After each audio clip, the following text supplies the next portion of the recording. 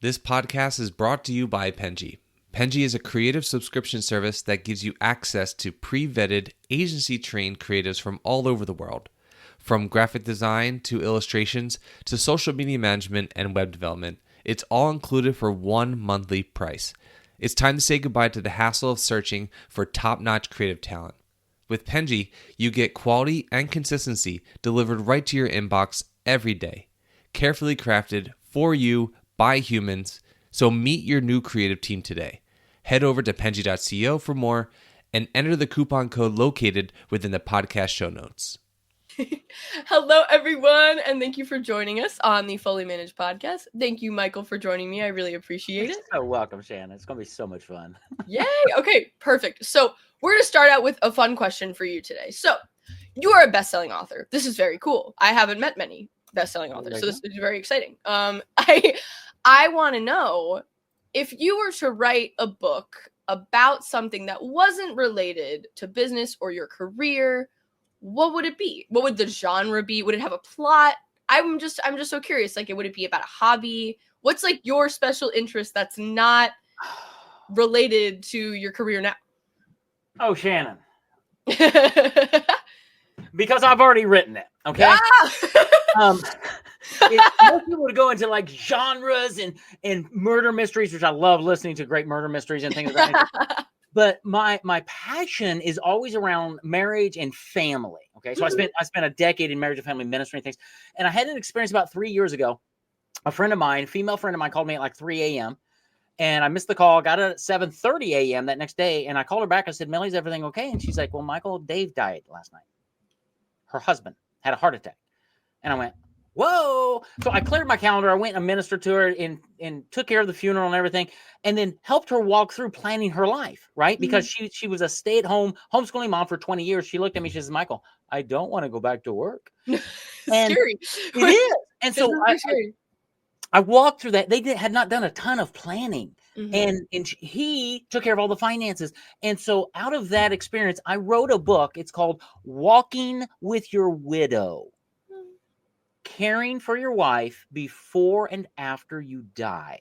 It's a book for men to say, come on, guys, step up. And it challenges men to build out a binder or an online form to tell your wife where everything is, all your passwords, all the finances, everything. And more importantly, to have a point person that she can call when you die, and he takes care of everything so that you can grieve and not have to worry about purchasing a casket or where is he going to get back. None of that, because you've been proactive. So that's the book I would write if I didn't write it about business, but I've already written it. I'm sorry that I didn't know, and I think that it's amazing also, because I do think that is something that people don't factor in. Like, people don't expect a death ever. I mean, like, even I think only people plan for it when it's something that they expect, because it has like a timeline, so to speak. But a lot of people have no idea that they're not prepared for it. Yeah, we think we're immortal. And in one sense we are, because we will live forever, but we have to plan for today and tomorrow. And I think the most loving thing we can do is care for those who are going to be left behind. Yeah. My day is coming. So my dad was killed in a motorcycle accident on June 29th, 1987. Oh my gosh. Taken away. And fortunately, he had done a lot of pre-planning. So my mom was okay. But we don't do these things. And so that's one of my passions, is to give my book out and say, you need to make sure there is somebody who's going to be walking with your widow. I think that's really lovely, and I appreciate that. I think that I constantly push my parents to think about these things as much as possible, because I do worry about it. And I do think that it's very helpful to have a tool to look to do this, because I think a lot of people don't even know how to prepare for something like this. Absolutely. Especially, I think they also maybe see it as pessimistic, like looking towards the, like being excited about it or something. And it's just it's hard to be excited about something that sounds so awful. Well, it is, but think about the option, the other option, right? I don't want to go through the rest of my married life worrying about what's my wife going to do when I die. Yeah, I don't care. And men do die on an earlier scale than women do. So we really do. And so anyway, That's the book I would write, because it's impactful for next generations, and it causes men to step up and to lead and to take initiative, which is what we need to do. And trust me, guys, your wife will love you for it. What book would you write if it wasn't that book? If it wasn't that book, that's a great question. I'm thinking more and more around some kind of a mystery of something. I love Agatha Christie mysteries and Hercule Poirot and all those guys, and it's something like that. I've written a couple small fiction, narrative, kind of more like not fiction, but 1 Minute Manager style. Mm-hmm. There's a name for that. I don't know what it is, where it's a story. And I'm a wordsmith. So I think it'd be some kind of a story-based something, whether it's a mystery or whether it's just a fable about maybe parenting or marriage or death and dying. I don't know. Mm-hmm. But talking about, from a fable perspective, because that really gets my mind and my wording. When you got 2 or 3 characters that have to interact with each other, how does that actually work out and not be stilted? So I think something like that would be really fun. If you were to write a mystery, I would read it. I do. I love mystery. I'm reading this series. It's called like Noodle Shop Mysteries, and all of the titles are puns about like some kind of Asian food because the author's Asian, and they're so good. They're almost a guilty pleasure because they're so quick to read. But I haven't been able to predict most of the endings, and I feel like I'm pretty good with that. So I really did. They're very cheesy and good. So if you're looking for a light read. I'm in the middle right now of James Patterson's Murder Beyond the Grave audiobook. I think I'm pretty sure my stepdad read that. And John Grisham's The Whistler, because I listened to the second one, and now I'm like, well, that was really good, so I'm going to go back. Yeah, so I might dive into the Noodle Shop Mystery. Well, we can talk about books all day. I am a big reader, but we're here to talk about you and paperback. We're still here to talk about books. Actually, this whole thing is about books. But for those of you who don't know I said it in the beginning, but we are here on the Fully Managed podcast. This is a podcast where we discuss marketing and business tips to help assist you on your business journey. I'm your host, Shannon, Benji's partnership coordinator, and I'm joined here today with a very special guest, Michael DeLon from Paperback Expert. Thank you so much for joining me. I really hear the applause. Deafening. So thank you again for joining me today. I really appreciate it. I want you to tell me about you. So I want you to start by telling me how you got to this point in your career. I know that sometimes it's long. That's okay. If you think that there's a bunch of relevant things to bring up, tell me. Go long. It's okay. All right. And then tell me what you're doing now, what you're excited about for the future, all of the whole timeline of, so to speak. Awesome. All right. I'll do it. It normally takes 3 to 4 minutes, so hang on. Here we go. Ready? Ooh, cool. All right. First of all, got a time? Yeah, I got a timeline. I do it a lot. I have a stopwatch right here, actually. Okay. Timing. I tell you 3 to 4, but all right, okay, you ready? All right. So I'm a follower of Jesus Christ. I've been married to my wife, Jill, since 1990. And the first 5 years of our marriage, Shannon, were like this. Okay. My wife and I are complete opposites. And even though she and I both grew up going to church, nobody ever taught us how to be married. And so we entered marriage unbeknownst to anything, right? So her background is kind of just anger and frustration and stuff, and she's logical and analytical. Mine is just like whatever, and I'm not logical. And so I lost all the arguments because she always had 7 reasons why her way's right. So in 1995, we had our first child, Caleb, and we picked up a brochure to go to a Family Life Weekend to Remember marriage conference. And Family Life's part of Campus Crusade for Christ. And we we need help. Okay, we'll go. So we went to this conference at like 1,000 people in this hotel ballroom for a weekend. And Shannon, they unpacked for us over that weekend God's blueprints for marriage. I didn't know he had blueprints. So we grabbed his blueprints, came home with a bunch of resources. During the 90s, I was working in Christian radio, doing sales and marketing. Okay. And so as we applied God's blueprints to our marriage in the 90s, our marriage got better. And I was selling Christian radio, realized after 2 years, nobody wants to buy Christian radio. What they want is they want to sell their products and services. Mm-hmm. So I had a decision I had to make is I'm going to become either really good at selling or really good at marketing. Mm-hmm. So I chose marketing. And so I bought all the books. I went to the seminars. I followed the gurus and learned how to do marketing for small business owners. And so during the 90s, my business grew as my client's business grew. We had another son, Jeremy, during the 90s. And then at the end of 1990s, and in the year 2000, God led us out of the Christian radio station. Our marriage was much better. And into a startup.com. Now, there's a company you're probably familiar with that started way before you were alive, and it's called Amazon. And there was a day when Amazon did not exist. But I was there when Amazon got started, and some friends of mine started a .com to change the world and everything. And so I went to work for them to localize this internet thing. And they were way ahead of their time, Shannon. That means that company after 2 years went bankrupt. And so so I was standing in my you've heard of the .com bubble? We got popped. And it was terrible. So anyway, I'm standing in my living room in my house, looking up at the ceiling going, all right, God, what am I supposed to do now? And he spoke to my heart. He's like, Michael, I want you in a ministry to marriages, and I want you at Family Life. That ministry we went to that changed our marriage. And I said, why wouldn't I think of that? That's amazing. So we went down and interviewed, and they said, yeah, we want you to work with us. Oh, by the way, we don't pay you. You're a missionary. You have to go raise your own financial support. And I said, well, okay, I've been in sales all my life. So yeah, that's basically the same thing, I suppose. So it took me 2 years to raise all the support we needed for our family. So after 2 years, we moved from from Anderson, Indiana, down to Little Rock, Arkansas, which was the world headquarters of Family Life. I thought I'd hit nirvana.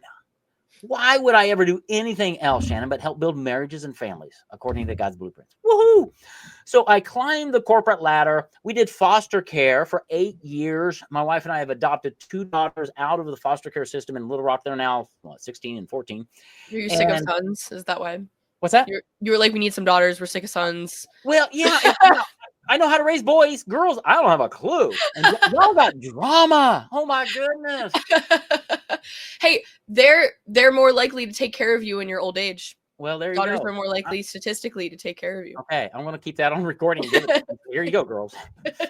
So I'm at Family Life, loving life. I'm climbing the corporate ladder. 6 years later, I'm on the leadership team of this international ministry to families. And everything's going great until they start going through corporate reorganizations. Oh. Okay. Yeah. So the third reorganization happens, right? And the new chart gets rolled out, and my name is no longer on the leadership team. No. Yeah, that's what I thought too. And so they start shuffling me around the ministry to do different things. Mm-hmm. And that began a 2-year, I call it a prison term, because I was stuck in a job I hated at a ministry I loved. And so after 2 years, I went to my wife and talked to God. I said, I got to get out of this place. It's killing me. And God spoke to my heart again. He's like, what do you want to do? And I said, I want to go help small business owners with marketing, because that's my background. That's what I love to do. And they hate it. I mean, they struggle with marketing all the time. And God said, go. And so on January 1st of 2013, I escaped from prison. I left the ministry. I started a marketing consulting firm in Little Rock. I had one client. I helped him break through some barriers. He'd refer me to you, Shannon. Let's say you're a business owner, right? And I'd come out and I'd talk to you, and we'd have a great conversation. And you'd say, Michael, this all sounds really good. Tell me, who else have you helped recently? What have you been doing? I said, well, Shannon, I've been helping build marriages and families at Family Life. And you say, Michael, that's honorable. Way to go. Oh, look at the times. I do have another meeting coming up, Michael. Can we reschedule and keep this conversation going? Because you don't have the experience. People have a lack of trust, of course. 100%. Nobody thought I was credible as a marketing guy. They saw me as a ministry guy. Mm-hmm. And I was having a hard time getting clients. And I knew I had to fix that. And so I went back to my church one day. I was on the second floor hallway, just pacing back and forth, crying out to God, going, God, how do I help Shannon? Because I know I can't. And he gave me the idea. He said, Michael, take all of your ideas and put them in a book. Mm-hmm. I said, okay. So I sat down and I wrote my first book. It's called On Marketing. And I figured out how to do the whole thing myself. Never published a book before. I got it down. Then I would call you, set an appointment, Shannon. I'd mail a copy of my book to you. And a week later, I'd walk into your office for our meeting, and there it was. My book was on your desk, dog-eared, highlighted, underlined. You'd read my book. And in that meeting, Shannon, you say, now, Michael, in your book, you said, how do you help me do that? And you hired me. And I started gaining clients. And now, Shannon, the only thing that changed between the first meeting I had with you and the second was the fact that you got a copy of my book and instantly saw me as an expert. Mm-hmm. It's how you thought of me that changed everything. And after I gained a few clients, I said, wait a minute, this is a really cool marketing strategy for business. Why don't business owners do this? Well, writing a book's challenging. I mean, there's a lot to it. It's not just I'm going to get my thoughts out and there, blah. No, you got to edit and improve. And I mean, there's just tons. So I went back to church one day and I sat down in the Sunday school room and I listed every single step it took me to create my book. And I built a system that eliminates all of the barriers and created what today is Paperback Expert. We're a professional book publisher for busy entrepreneurs. We can help you create a book without writing a word, get it done in 24 hours of your time, in 6 months of our time, make you an Amazon best-selling author, and then the magic happens. Then I actually teach you what to do with your book to make money, and I guarantee you'll double your investment or I give you all your money back. That's what I do, Shannon. That is wonderful. I think that is a really smart idea too, because I think that if you publish a book, people are definitely immediately seeing you as more credible because how do you fit all this information in a book if you don't know something, you know? Like they don't even have to read the book to maybe feel like you're more credible just from knowing you have the book. They do. Yeah. We follow thought leaders all the time and influencers, right? And really that's what you're doing with a book. It just happens to stay around a whole lot longer than a TikTok video. It's sacrilegious, Shannon, to throw a book away in our culture. I know. People don't throw away books. They just trade them. They just trade them or they put them on their bookshelf. Yeah. And it's a resource, right? So if I gave you a book on how to be married, right? Or how to buy your first house without debt, or how to save for retirement. If these are interesting to you, you're going to get it. You're going to read it. You're going to put it on your bookshelf. You're going to go back and read it. You know, I've got books like I picked up 7 Habits of Highly Effective People by Stephen Covey. It's a classic, way before your time. I bought it. My first note is in October of 1992, before you were born. And I've read that book probably 100 times. It's a resource for me. I go back. Okay, it's got duct tape in it because it's all falling apart. But it's a resource. And it's not because the message has changed. It's that I have changed over those times, right? And that's what a book does for you. Yeah, I do think there's such power in books. I will say I'm not a big book rereader. Maybe that's sacrilegious. I read a book and I put it down, but I'm also a plot-based book person. So I guess I'm not using book as a helpful tool most of the time. So that would explain it. I feel like I'd go back to a book that would give me tips in life. 100%. And to refamiliarize myself with it. Because I read a book and I completely forget it. So can we end this interview now? But so can you talk more about this process? Like what were the steps that you saw when you were doing it? What did you change to make it easier? Yeah. Well, the first thing is I tell clients now, and I would never write a book. And what I mean by that is sitting down with a computer and typing it out is the wrong way to do it. That's how I started my book. And what happens is I wrote a sentence or 2 or 3 and I'm like, yeah, that doesn't sound right. Backspace, right? And I would self-edit. Never write a book. What you want to do is you want to speak to write your book. And with all the dictation that's out there today with Word and Doc and Google Docs and ChatGPT and all that, you can easily speak your content because you're a thought leader. You know so much about your business. Get your thoughts out of your head on the print. So speak to write. That's the name of our process. Okay, so I've got a staff of professional writers. And what we do is once we have the title and theme of your book, you meet with one of my writers about an hour a week, and they are going to extract out of your brain all of your genius. They're going to create the outline of your book with and for you. And then once the outline's created, we just have interviews with you. We talk with you. We ask you questions. You speak. We record it. And then we take your words and we massage them into your book so that people hear you when they read your book. How do you know how many people to take on when you do this process? How do you not get overloaded? Because I assume that writing many books at a time is something that is kind of a difficult feat. Yeah, actually, it's not, because we've got 10 writers on staff right now, and we have a bench of 3 or 4 others that we can tap into. And so each of my writers can write between 3 and 5 books at a time. And so we are a very scalable organization. And when somebody comes to me, they work with me at the beginning to create the title and the theme. I've got a whole process. I do 90% of the work, and because that's in my sweet spot, it's like the backstroke. I love doing it. I get excited. That's how my writers are. And so the scalability of our business is built in because we can do it. It's no big deal. How do you make people believe that you can do it? Because I think a lot of people are probably not believing, like, hey, I can spend this little time on this and somehow I can have a well-written book. Yeah. Well, we send them to our website or on our social media to look at all of the testimonials we have over years. We connect them with our clients. We give them samples of our books, and I back it up with a 2-year guarantee. I mean, what else do you need? Right? Yeah. At the end of the day, if you don't believe it, then you're never going to have a book, and you're probably not my client, honestly. But it is totally done. It's 100% human. We don't use AI in creating books because it's just not ready yet. But we want your voice to come through in your story and your DNA, because here's the marketing philosophy I run by. People buy who you are more than what you do. Your book is about you, your process, how you serve people, and getting people to connect at the heart level with who you are first. And when they believe that and trust that, game over. Everything else comes to play.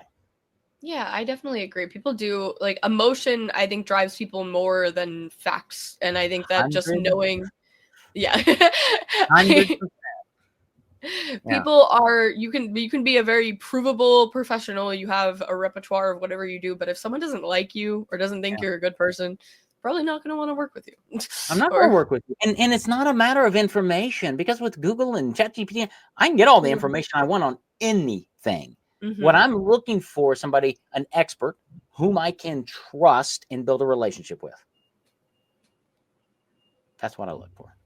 So when you create these books, do you have like a focus in mind? Like, is it more trying to be storytelling, like how marketing elements are incorporated, or is it more based off of their knowledge on their field, or is it a little bit of both? Yeah, so really we're always looking at the target audience and what's your story?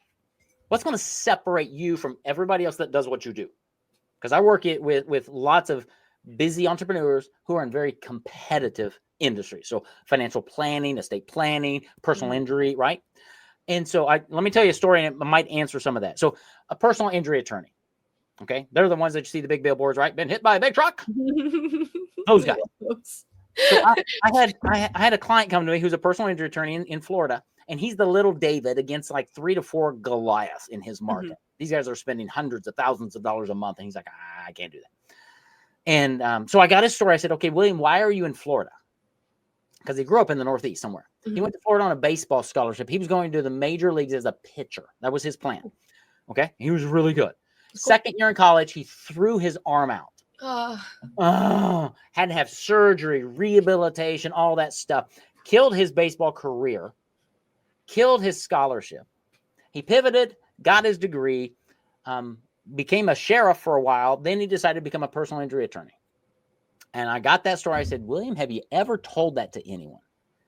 He says, no, it's kind of personal and nobody cares. I said, oh, yes, they do. So I took that story and we created his book. And his book, we titled it, When Life Throws You a Curveball, by William Franke, baseball player turned attorney. Fantastic. Now he's got a way to compete against Goliath, right? He goes in his marketing, he goes on the TV show and stuff. And I said, hey, when you go on the TV morning show, dress like an attorney, fine, I don't care, but I want you to carry a baseball mitt and a ball. Okay? And tell your story and say, hey, if life threw you a curveball and you got hit by one of those big trucks, I understand because I've been there. Life threw me a curveball. And I want to help you, A, get better, and B, get the settlement you deserve. Why don't you call and get a free copy of my book? It'll help you understand my story and how I can help you. And then let's talk about your situation. Do you think, Shannon, that maybe made a little bit of difference? Yeah, 100%. People just want to relate. They truly do want to work with someone that they relate to. And I think that people miss that so much.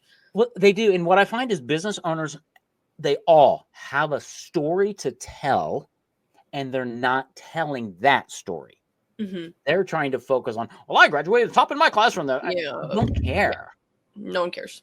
No one cares. So it's always story based, and then we talk about the target audience needs. What are they looking for? Right. So yeah, in his book, he talks about what do you do when you hit by a big truck or slip and fall at work or whatever, because that's what his audience is after.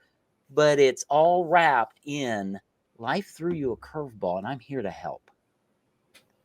That's what makes the difference and causes our clients just to get tons of business year after year after year after year, because we're positioning them differently than everybody else.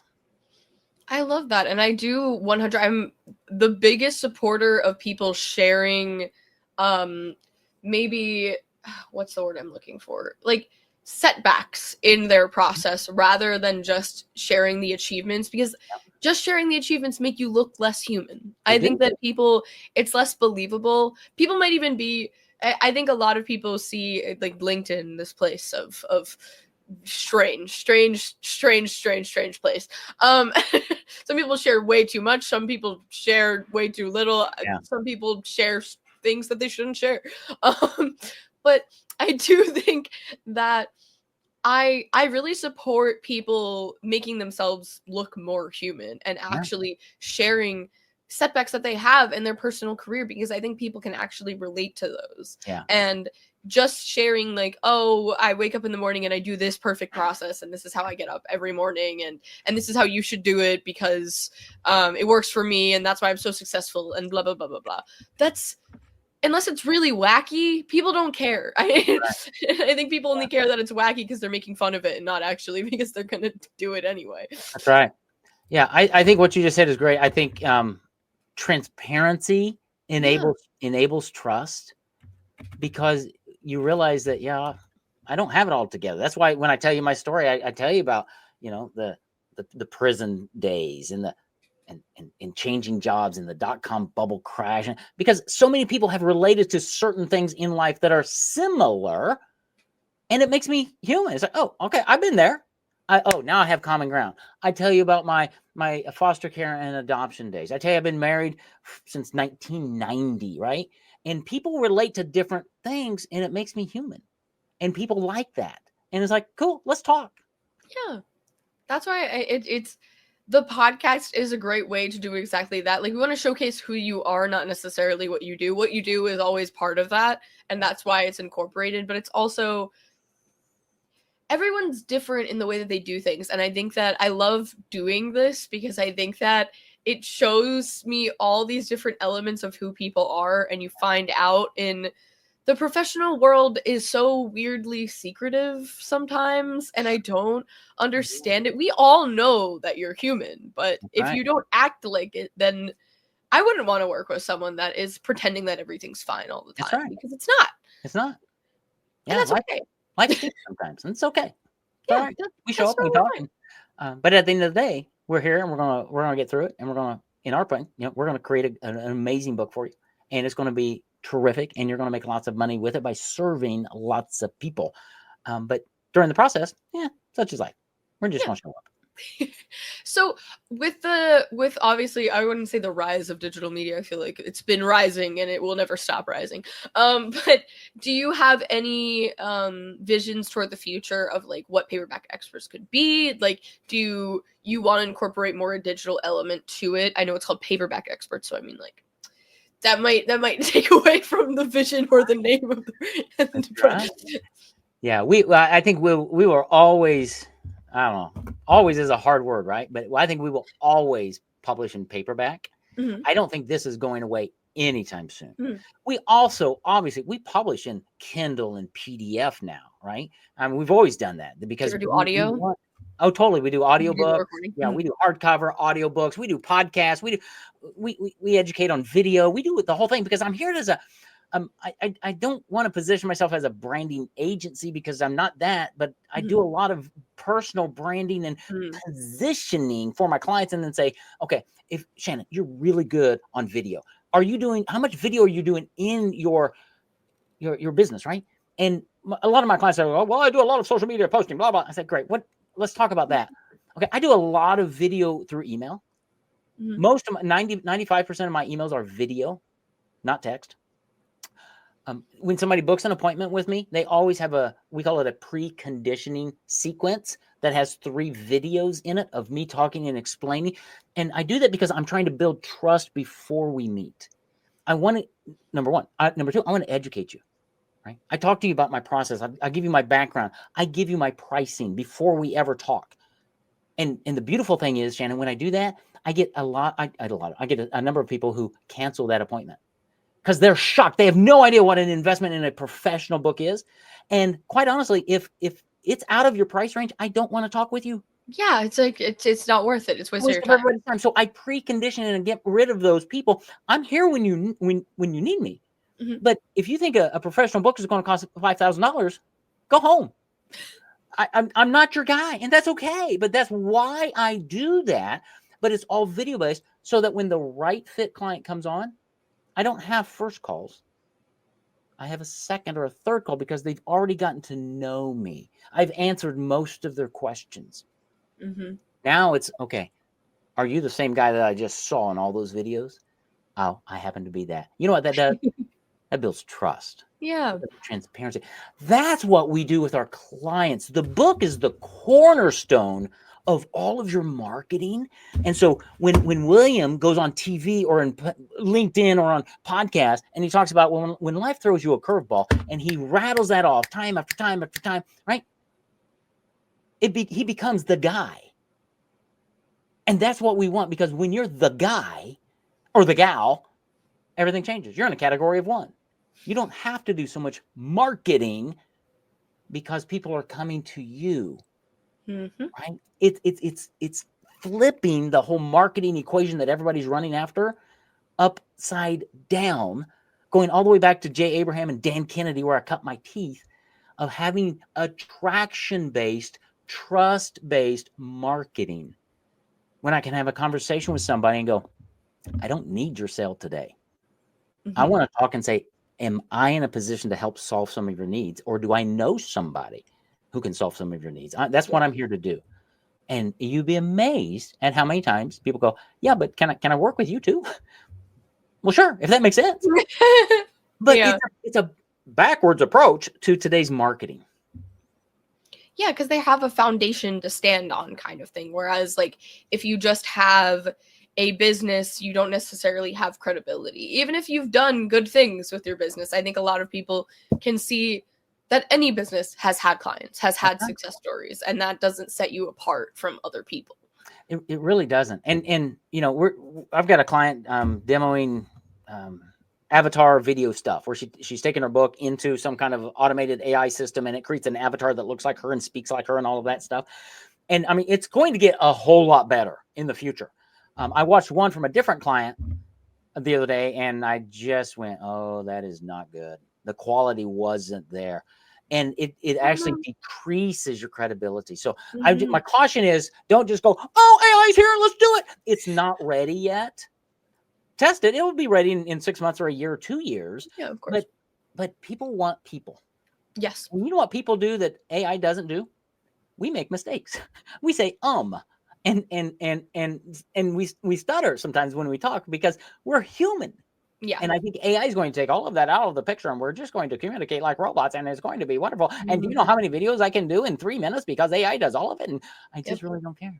And they don't even talk. Yeah, they don't speak like a human. They do make mistakes. I will argue with that. There you go. But that's problematic too, because they're making mistakes that are less human and more robotic, which is obviously why I think that I 100% agree with you that they're not. I there's always going to be a place for this.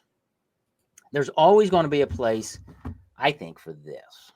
There's always going to be a place for digital.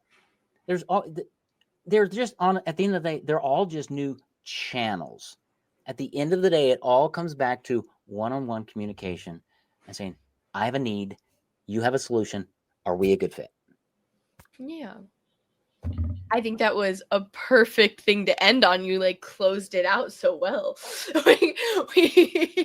We are a little over time, but I think that just means this was a wonderful conversation. And it was. I truly believe this.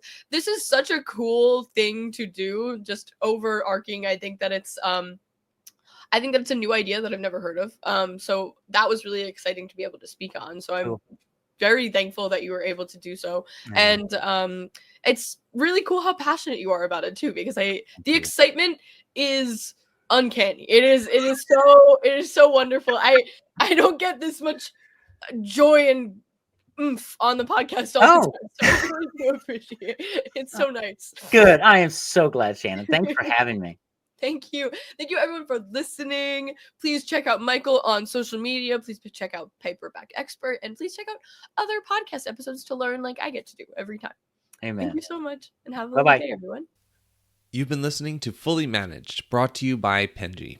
Check out the show notes to learn more about today's guest, and to learn more about Penji, the human-first creative subscription service, head over to penji.co. And by the way, if you're still listening, it would mean the absolute world to us if you were to share this podcast with a friend, and of course, subscribe.